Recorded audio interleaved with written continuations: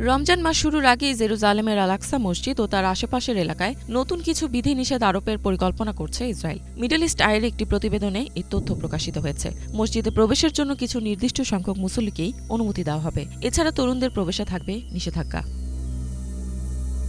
ইসরায়েলের সংবাদ মাধ্যম চ্যানেল 12-এর প্রতিবেদন অনুযায়ী সম্প্রতি এসব বিষয় নিয়ে দেশটির গোয়েন্দা সংস্থা শিন বেত, পুলিশ, কারাগার কর্তৃপক্ষ এবং সেনাবাহিনীর সাথে আলোচনা করেছে ইসরায়েলের প্রতিরক্ষা মন্ত্রণালয়।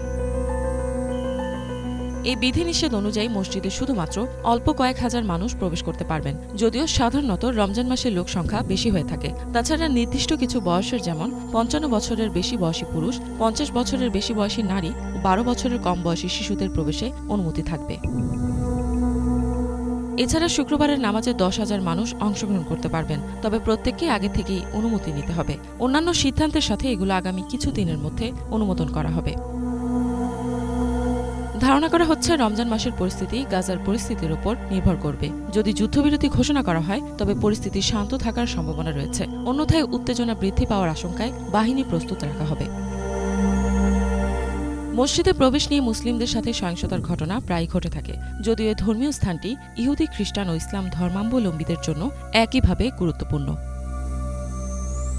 এর আগেও 2021 সালের রমজান মাসে মসজিদে আক্রমণ করে ইসরায়েলি বাহিনী। এ সময় মুসলিম ধর্মাবলম্বীদের উপর হামলা চালানো হয়। সে সময় শত শত লোক আহত হয়। এসব সহিংসতার কারণে পরবর্তীতে ইসরায়েল ও ফিলিস্তিনের প্রতিরোধ গোষ্ঠীর মধ্যে লড়াই শুরু হয়। এ সময় গাজা উপত্যকায় চলা 10 দিনের হামলায় 250 জনেরও বেশি ফিলিস্তিনি নিহত হয়।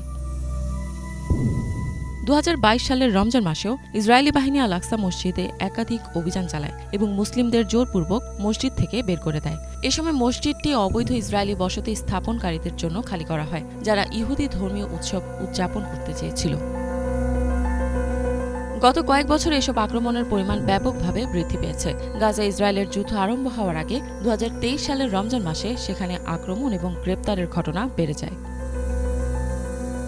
2023 সালের 7 অক্টোবর থেকে জেরুজালেমের পবিত্র স্থানে মুসলিমদের প্রবেশের উপর আরও নিষেধাজ্ঞা বৃদ্ধি করে ইসরায়েলি কর্তৃপক্ষ। ফলে মসজিদের ভেতরে খুব অল্প সংখ্যক মানুষই প্রবেশ করতে পারে। গত বছর ঈদুল আজহার দিনও আল-আকসা মসজিদের উঠানে হামলা চালায় ইসরায়েলি বাহিনী। এদিন শত শত মানুষ, বিশেষত তরুণ পুরুষরা পুরানো শহরের চেকপয়েন্টে পৌঁছানোর পথে বাধার সম্মুখীন হন। কিছু মানুষকে মারধর এবং ধাক্কা দেওয়া হয়।